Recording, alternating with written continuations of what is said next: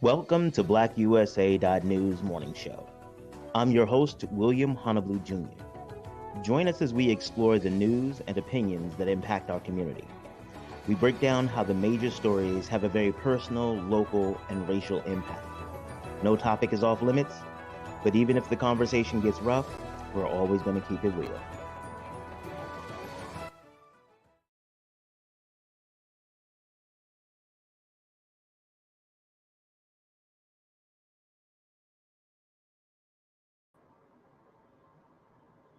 Okay, I know that you all can see me and hear me. Let me turn down some of the feedback. All right, so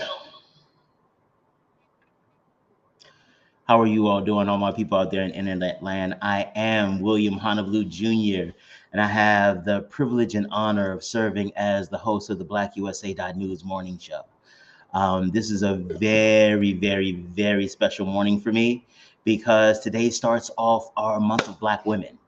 And that's a really great opportunity to talk about what's happening with Black women, the roles that they play, and how they manage and navigate through all of those. It's an amazing opportunity. And you know what? Let me. I'm doing this show, and I want to let you all know that I'm doing this show as a love letter to my goddaughter. So let me just give you a little snippet of what I'm doing.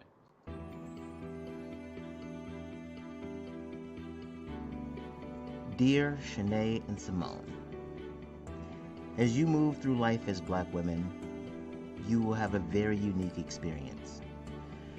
In many cases, you will be asked or expected to serve in roles that weren't clearly explained, nor did you really agree to.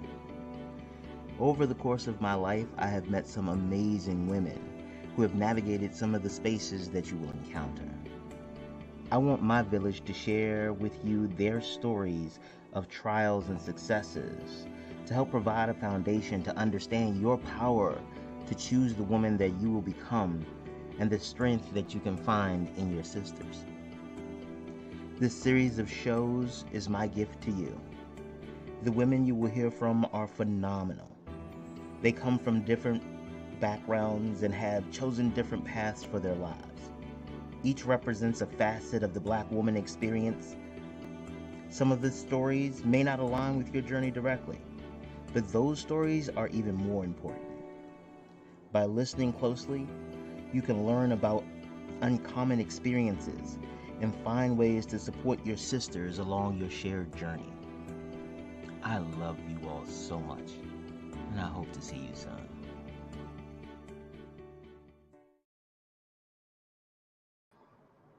So, whoa, back again with that feedback. I'm gonna tell you what, I am working hard to make all this stuff work.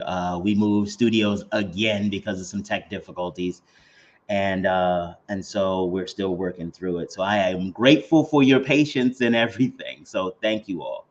But today we're going to have a great time. We have Kiarra Boulware on today, and she's going to talk to us about life as a Black woman. That's the entire month.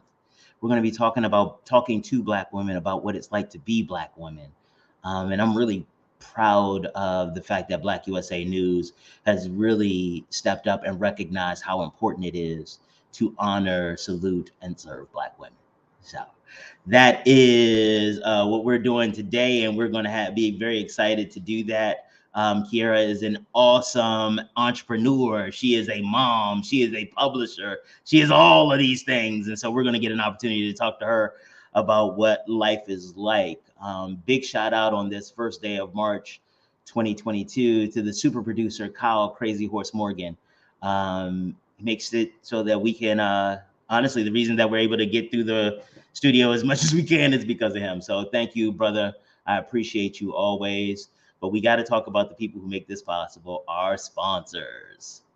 So first and foremost, thank you to Edible Arrangements, not just for being a sponsor of the show, but for having amazing food, having amazing fruit. And you all know I love it. And you all saw what I got before.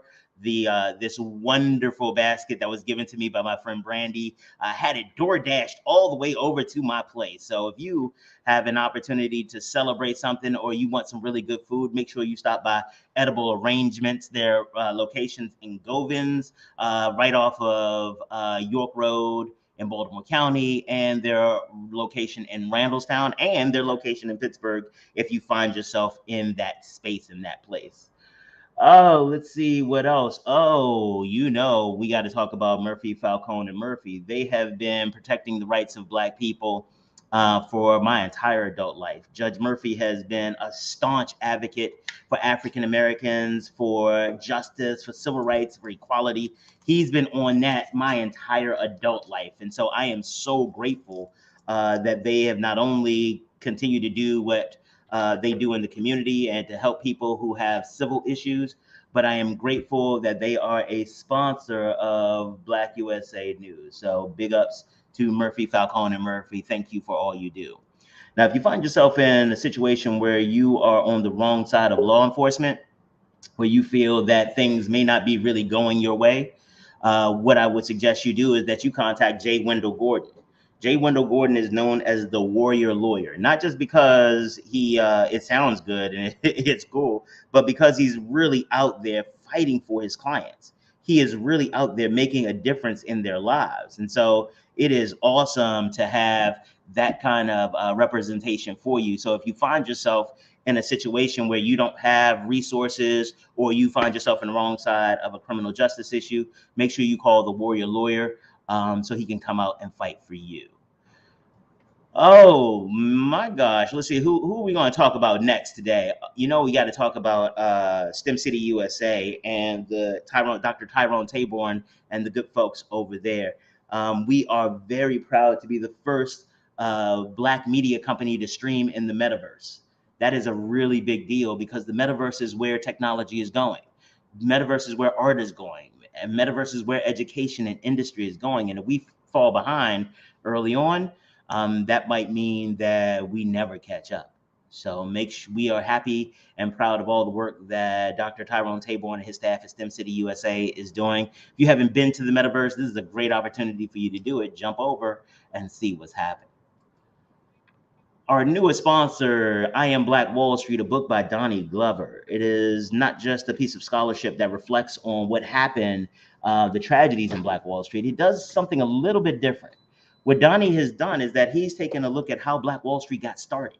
Like what happened that got those people from the Deep South to come to Oklahoma. And he takes that trek with them. And it really also provides a great opportunity for us to think through what we could do to create our own Black Wall Streets.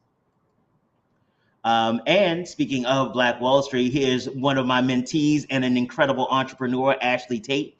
Donnie honored her for all of her work in the community with a Black Wall Street Award. Oh, you know how I feel about Darker Than Blue Grill. They have amazing food. Can I just say amazing food? I'm taking a little time away and hanging out with my mama, and they don't have a Darker Than Blue Grill down here. So I can't wait to get back in the town so I can grab some food. But if you are there and I am not, you might want to stop by and get yourself something from Darker Than Blue. It is amazing.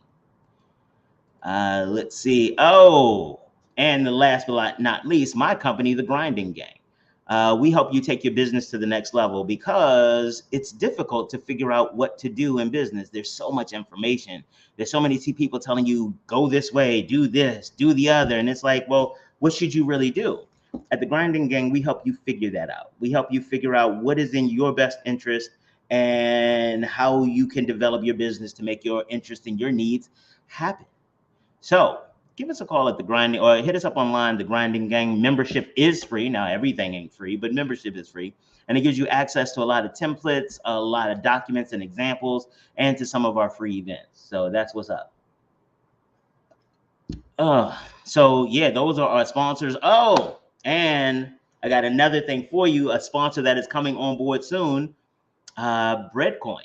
Now, I'm not going to tell you too much about how it works or what's going to happen with them, but Breadcoin is an opportunity for individuals to invest in this thing called Breadcoin so that we can address issues of hunger. and food and starvation and things like that. So we're going to be talking a lot about Breadcoin in the future. So look forward to that. Let's see what else is going on. Today is actually also the first day of Women's History Month, but it is also the what is it? National Pancake Day. Yes. And so all of my friends out there know that this is one of the happiest days of the year for me. Normally under non-COVID times, this would be when I make my rounds around IHOP and Denny's throughout the day. But not today. I think my mom and I, we're going to just make ourselves some pancakes and enjoy Fat Tuesday that way. So that's what's going on. We are going to have an amazing month talking to some incredible Black women about what they go through and how they make it through. And we're going to start today. So big shout out to Erica Myers, who introduced me to Ashley Tate, and Ashley Tate for introducing me to Kiarra Boulware.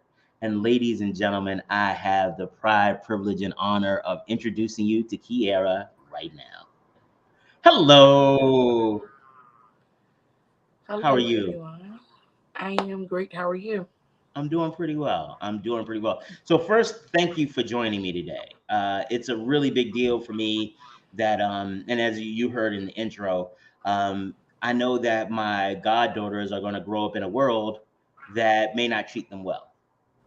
So I want to make sure that they know what the world looks like by from other Black women who have been through it, who have lived life. And one of the ways that I want to start that off is just to give you an opportunity to introduce yourself to people. Well, hello. My name is Kiarra Boulware.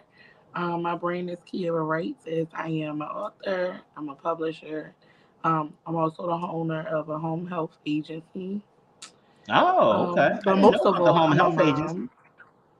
Yes, that's what's recently. Okay. But above all, I'm a mom. I'm a sister. I'm a friend. Um, I'm a Black woman. Okay. So let's start off. I think I'm gonna start all of them off this way. Describe what it's like to be a Black woman in 2022.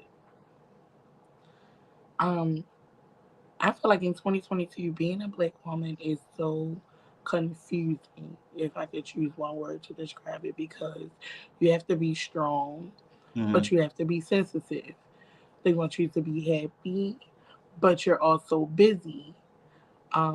The things that bring you the most joy are some of the things that probably stress you the most. So it's like you are very confused in your feelings. Mm-hmm. Um, Amongst facing racism, you're also facing sexism. Mm. You're expected to be a certain way as a woman. You're expected to be a certain way as a Black woman. Mm-hmm. And that often leaves us confused about how we actually feel or what we should actually do.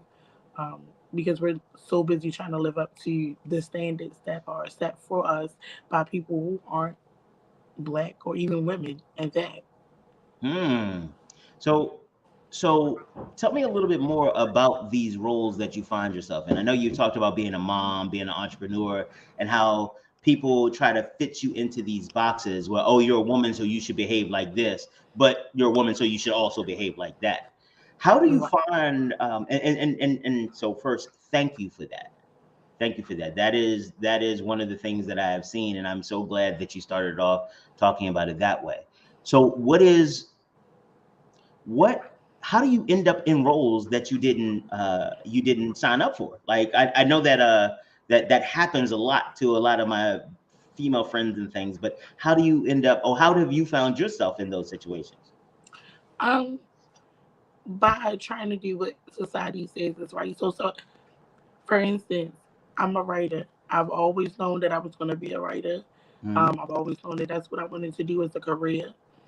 But my family, who has never been to college, was like, no, once you finish high school, you're going to college. You will not be going to college for English. You're going to college for something that matters. You're going to have to make a difference in this world. And now I'm $46,000 in debt with a college degree that I don't use. Mm. So it these kind of family and social It's like expectations. Oh, I'm sorry.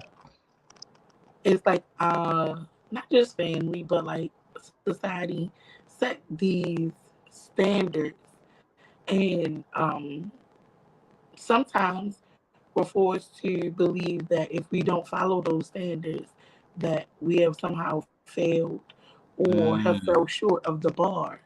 mm-hmm, When in reality, everyone's bar is unique because nobody's story is the same. So this mm, uniformed standard that they have is really impossible for anyone to meet because they'll say, "Oh, she went to college. She was on an honor roll in college, and this is that and the third." But college is what mostly papers, essays, things like that. Things that I'm good at writing. So that didn't mean that I had any interest in what I went to school for. I just was good at what I already knew I wanted to do in the first place, writing. right, right. So how do you manage that though? Like it really seems like it's a big deal. Like these people have created these expectations for you, or society has created. Well, actually, let's take a step back from there. How did you find out about some of these expectations that you thought were created for you? Through trial and error. Okay. While perfection is idolized, it's unrealistic. So of course you're gonna make mistakes. You're going to go left when you're supposed to go right, and making those mistakes. So for me, I found in making those bad decisions and spending money unwisely, being financially irresponsible, um, being So a single mom. so Like so in all of those things, I found um, like the true life lessons, like the true happiness of life. But so had I went or walked someone else's path or the path that was expected for me, I I may not have been able to learn those things or to find what makes me happy because I'm always or would have been always doing what someone else wanted me to do. okay. Because have you ever been in a situation where you have a question and you know you have a question and it's good information, but you're trying to figure out how to word it? Um, Yeah. because you talk about the situations that you were in and how you got there and some of the things that you've learned about yourself along back to these societal roles that you've been told that you are supposed to play. Like I really want to find out, because if those are roles that you were told or encouraged to play that you didn't need to play, well, that means that might be happening to other girls as well. So where did you the societal things? I know some of them were presented, but how did you really think, like college, for example? Let's stick with that one. Why did you really think you had to go? Was it just your family saying that, or was it the Um, social pressures and everything like that as well? even in school, it was like I have an older sister, and when she finished high school, she went on to Mm-hmm. be a hairstylist, and she's been successful. She's never had a 9 to 5. She's a salon owner now. She's a multiple salon owner. She has other businesses, and it's like no matter how much she proved that you didn't have to go to college to be successful, our family, our society, our teachers will always like, but what if that fails? But what if that fails? But what if this doesn't happen? You have to have something to fall back on. So to not go through that, I seen how stressed she was, um, how depressing it could be with our family, um, like not being as supportive as they should have been. Mm-hmm. By her deciding not to go to college, and honestly, I went because I didn't want to go do that. You say that again? I didn't think I was emotionally strong enough to deal Mm, with it as she had. Um, I saw the toll it took on her mentally because she felt alone or by herself. And like I have always been codependent of my family, so I never wanted to experience that feeling. I never thought at that time that I was strong enough to stand on my own like she did. So I was like, let me just go to college, do what they want, so it's not such a big deal. Only to finish school and just still not be happy. Mm. So, so you had this example of your sister who opened her own salon, Mm-hmm. but you thought that you wouldn't be emotionally strong enough to follow in her footsteps. Is Right. that, I just want to make sure I'm clear. And Yeah. then you went with the default option that everybody presented when you don't know what else to do, go to college. Yep. Okay. So what happened as you were growing up that got you to believe that you may not be strong enough to really chart your own course? Okay. A lot of my followers already know that I was a teenage mom. Mm-hmm. My son passed away, but instead of people uh, comforting me or being Mm-hmm. sympathetic, they were like, God gave you another chance at life. And I'm like, so much for a pat on the back, like, you'll be okay. I didn't receive those things. It was like, God gave you a reset. But I was still mentally grieving. It actually wasn't until I was grown and seek grief counseling on my own that I was able to actually work through those feelings. And instances like them making me go to college or encouraging me to go to college, um, I felt like I didn't have a voice or I didn't have a say. Not Wait, say just that with, last part again. I felt like I didn't have a voice or I didn't have a Mm. say, not just with my family, but I can have a conversation with my teacher who was like my biggest supporter, but she really wanted me to go to college. She just wanted me to go for English because she like, you can continue on from there with anything. But that wasn't acceptable to my family. They felt like, what can you do with English career? What you gonna do? Be a teacher? And it just me not being. I feel like me not being supported as a kid in my most uh, trying situations or my most on the times I need to support the most, I neglected to even think that it was possible in any other situation. Mm. So I always opted for the option that caused me the least grief, that wouldn't upset everybody else.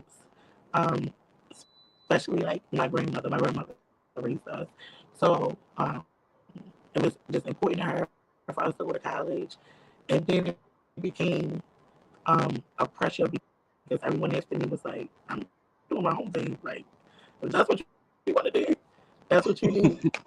So while I'm in school, she's like, "Oh, I'm You're so gonna be glad that you. you listened to me and went to college." And I'm like, "Yeah, I'm here, but I'm not here, bro, but it's just like, I don't know. I felt like by that time, by 17, I had already been a disappointment enough with the things that I had done before that I'm just like, let me make up by doing what they want me to do. Okay. So this sounds like a lot of backstory. Like you know how like every hero or every whatever there's this backstory that gets them into their superpower. So it sounds like this might be the part of your backstory that led you to writing. Would that be safe to say? I can't hear you. Oh, I was saying that I don't know what the hell is going on here. Let me see if I can switch some stuff up. Uh,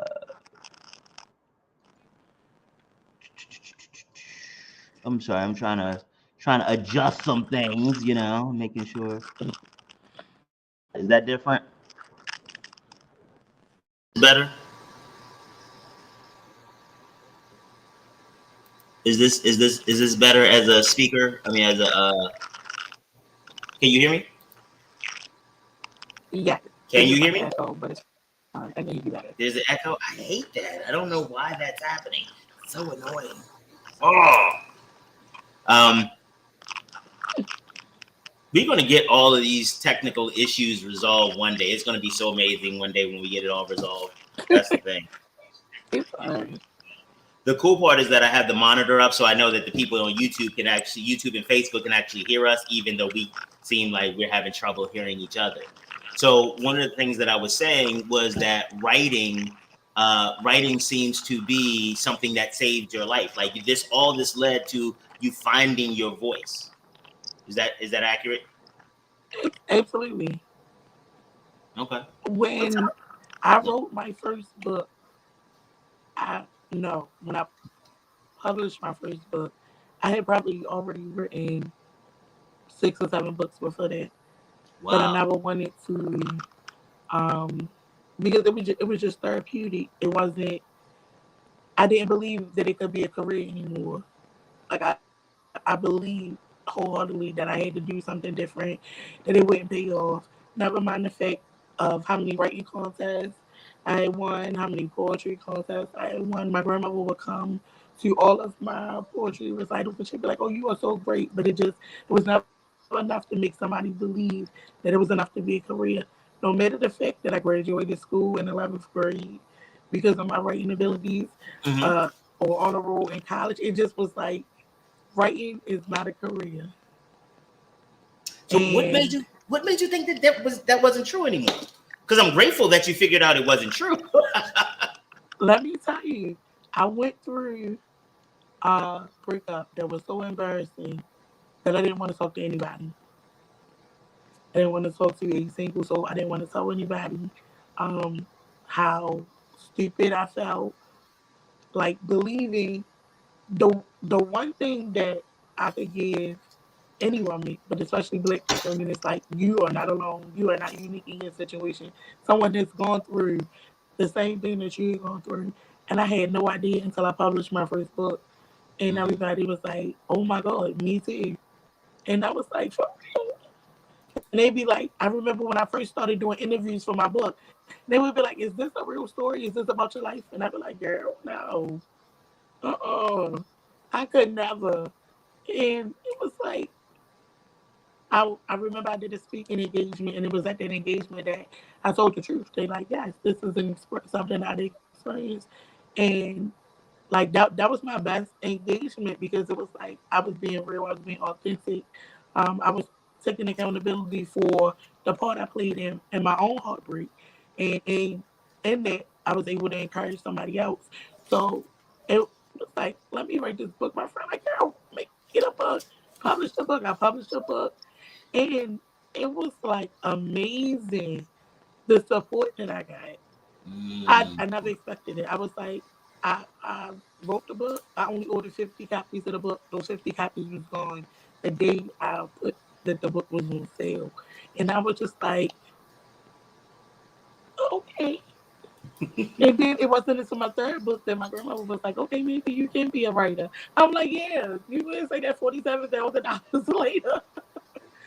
But So so you were able just by doing it, like you went out and you wrote and you were able to find your voice. So this didn't start off as your business entity. It sounded like it no, started off more about therapy for you, like trying to heal yourself.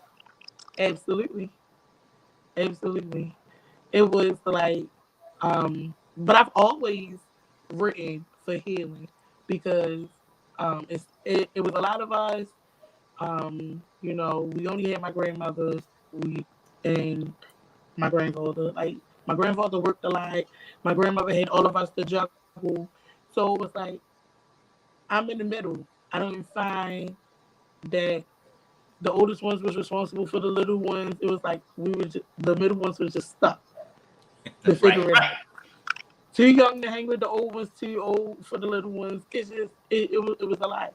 So writing became my resource.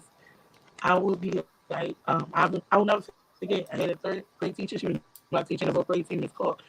She gifted me my first journal, and she was like, when you feel like you can't talk, just write. Because like I would go to school and I would cry, and nothing would be wrong. I would just want attention. And she'd be like, "What's wrong?" And I'm like, "I don't know." And she like, "Nobody just cries." And I'm like, "I am just crying." And she was like, "No, you have some things on your heart that you just may not feel like talking about. Just write them."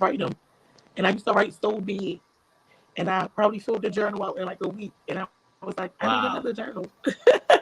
Wow. And And she was Wow, like, a week? she said, baby, we gonna buy you some composition books.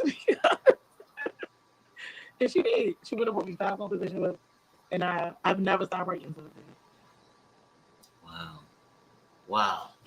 So let's also talk about your community engagement, because not only do you write on your own, but you also encourage others and publish their works, right?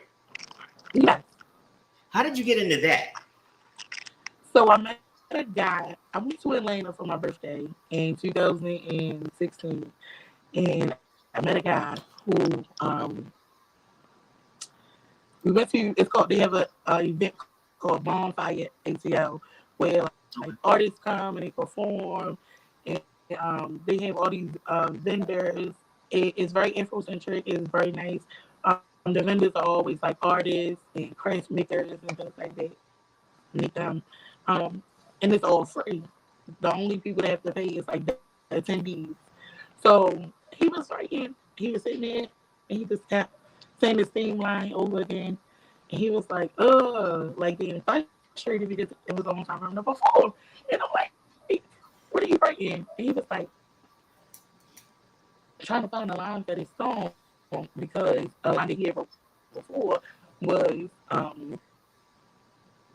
attacking somebody that he was no longer in a dispute with. So he was like, I don't want to say it. And then it started back up.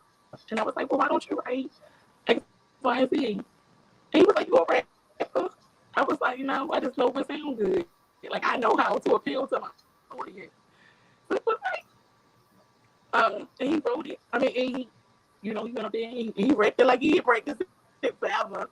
And at the end, he was like, uh, uh, who the girl who helped me write this, don't go nowhere, I want to talk to you. And I was like, come on, I came out there with this time. I came out for all that. But afterwards, he got into, can I write his, he was like, can you help me write my story? I've been working on this book for a long time, and I just can't get it to come together. And let me tell you how far back this was. I mean, how, like, oblivious I was to anything. I charged this man $700. You said I you were probably, oblivious to what? Say that last I part again. I'm charged sorry, I him, missed it. I charged him $700, which would have, but the services that I provided would have very much been worth probably $7,000. Right. But it just felt good. Like, so when he published and he had his book signed, and he like, kind of my book signed, I'm like, no, that's the goal of a ghostwriter. They're not supposed to know I wrote it. It's your book. It's your story. That's what you paid me for. And he was like, no, I really want you to come. So we flew down. We went to his book signing, and he gave me $5,000. I was like, Wow. oh yeah, I can do this. I bet you that changed the dynamic. It was like, okay, you know what? This is pretty cool. I like this. Yeah, I can do this. I was like, it was just amazing. And I asked him, I'm like, if I help you do your next book, can you help me with marketing? Because he had already made $10,000 off his book before his book signing. And I was like, what? He like, so many people wanted to know my story. It just, I didn't know how to tell it. He was like, you have an art of storytelling. And I was like, and then it was off to the races from there. He would call me and be like, this person need a book. That person need a book. Do you do prints? This person need prints. Right. Where should I go for this? This person is coming to you for this. And from those people, I met people. And I've always been like, oh, I'm going to move to Atlanta because like, that's where I get most of my business from. But like, I work through the computer. So I'm, I'm fine everywhere. Right. But I was very grateful for like meeting him. And I don't feel like anything happens coincidental. Like, I feel like you are always where you're supposed to be when you're supposed to be there. And I was happy that I went because at the last minute, I decided that I didn't want to go. And my friends were like, girl, we're going. But I had never been on a plane. And I was like, I'm not getting on a plane. I don't want to go. And I'm so grateful that I went because my first book probably would have been my last book. Wow. Because I didn't feel like writing no more after I got it off me. It was like, okay. So you found your way into your business not looking for business. It wasn't like you set up, was like, oh, I'm going to set up this publishing company. It's like you were living your life. You were healing. Yep. and you saw an opportunity to help somebody, and that help turned into a whole business line. Is that what I'm hearing? Oh, yes. He like, you're gonna be a publisher. I'm like, no. That part is a headache. That part is a real headache. It's very beneficial, but it's a headache. I'm very tedious, and you got deadlines you gotta meet, you got copyright stuff out. It's a lot. But I had to learn to love that part because writing is my first love. Right. So publishing it took a while for it to grow on me because you can't, even though I'm the publisher and I can say this will look great like this. If a person say no, I want it like that, you have to do it like that. And then when they come back and say, why does this look like this? And they're like, because you didn't take my suggestion to do it like that. And then we're back to square one. It's a lot, but I've never had any issues with ghostwriting or those services because it's like I pay attention to people. I'm a people watcher. I tell people I learned that from being young. My grandma would be like, y'all can go, but don't say nothing, don't touch nothing. So you learn to just like pay attention to different things. And and being nosy helps. Because like say the last part again. The things that other people probably wouldn't see. But that's that middle child, that middle child syndrome, being nosy. So I have been having a little bit of issue hearing you. So what I'm gonna do is I'm gonna pull you out and then put you back into the stream real quick.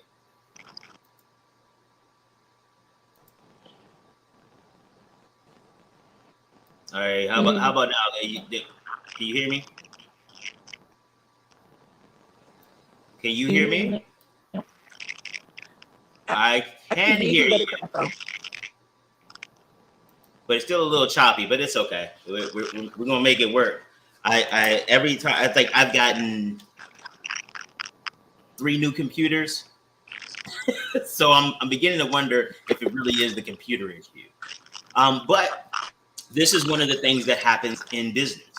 You start business, you think everything is going to go a certain way. You have your book written, you think the marketing is going to go a certain way, and then real life happens. So talk to me about how you have managed to navigate through the real life purposes or the real life pieces where you have a plan, you execute the plan, but then life says, that's cute, but hold my beer. How have you gotten beyond that so that you can keep pushing forward? Repeat the question. How do you push forward when things go wrong? When things go wrong? Yes. Okay. So first off, I pray. I want to pray over every difficult decision or anything that I make. So prayer always comes first. Because I find that, like, once I pray inside myself, it gets a little easier to get through. I am, like I already said, tedious. So once something is not right, I'm automatically irritated. But I make sure not to convey my irritation to my client or whoever I'm working with, because like that's a part of the job and that's a part of one of the things I have to take on. Like while I am great at writing, I am not great at marketing. So when I've learned that when people ask me, I'd be like, you have to find somebody else help you with marketing because I am not that person. I prime example. I'm glad you asked that question. I made an announcement once that on my second book, the date that it was going to be released. Now, while that was fine because the book was done and the book was published and the book was printed, that was fine for me to have that release. The book was. I had my second book release with no books. They didn't ship to me in time. And so I had this big event where everybody is expecting to get a book while they're there. And I'm irritated because the book didn't come. They're irritated because they had a book release with no book. But we made the best of the situation. I feel like when things go wrong, it's best to just be honest. Honesty is my best policy. I pray, hey, so how to got me through the situation. I'm honest. I ended up being able to, ship the books to everybody, but I know I'm that customer sometimes that wants what I want when I want it. So I also look at things from the other person's point of view when things go wrong. Like, what if I was in their shoes? How would I want to be Hey, Kiara, communicated I'm with? sorry, but like the connection this morning is so incredibly god awful. Like I can barely hear anything you're saying. I am so sorry. And it seems like it's fire because I'm looking at your body language and you getting it. Like I can't hear you. And honestly, this is kind of we gonna work this out though. We're gonna work this out. Um, yeah, I hate when tech goes bad. I hate when tech goes bad. Um, so I'm pretty comfortable that people can hear you, just not me. So I'm gonna ask you some more questions in the chat and see what we can do from there.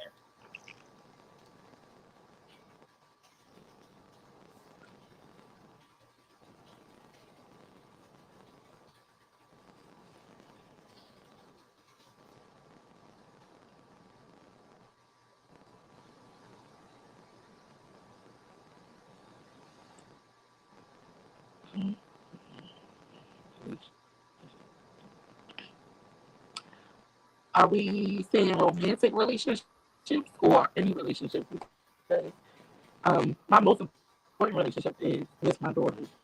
So uh, God first, her immediately after. Um, her dad and I had um, a complicated relationship, but it's so important because I believe that every black child should have two parents who work together effectively for their best interest. Um, and that is one of the things that we struggle with as a black woman is having situations that we have to deal with. I have to deal with her dad, no matter what, no matter how I'm feeling or what I'm feeling. I still have to be effective and respectful in that relationship as the for the benefit of her. Is that easy? Not at all. Is dating easy? Not at all. My daughter does not love anyone but her dad and does not see anyone for me but him. It's not gonna happen. But that makes it easier for me because I know what type of I guess what type of man to look for when it comes to her. I mean, her approval because her approval is needed. But I don't really date right now. I have a fresh home care agency and I kind of date that. So my work takes up a lot of my time. And I guess that's Right. the best for everybody right now in this situation. But when I do date, I feel like someone who understands entrepreneurship is like the biggest aspect in the I'm hearing relationship. like every fifth word. That can make or break any relationship. I'm sorry, I didn't hear you, William.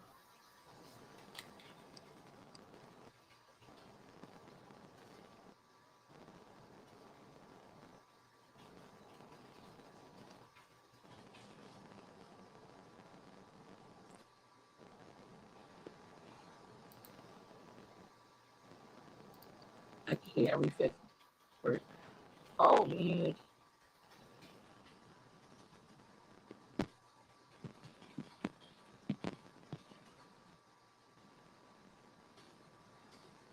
Every one of my fifth words or William's fifth word. So I don't know if you can hear me, but I think that we are going to have to uh, wrap up the interview, and then I'm gonna fix the technology. We'll get back to it again. Okay. Sorry, I think we had a great at least the most of the It's conversation okay. I It's heard. It was a fine. great conversation. I understand. It's fine. right. Kiarra writes, we'll also put up your contact information so anybody who is interested in getting their right on can hook up with Kiarra and make their dreams a reality. Okay. All right. Thank you, Kiarra.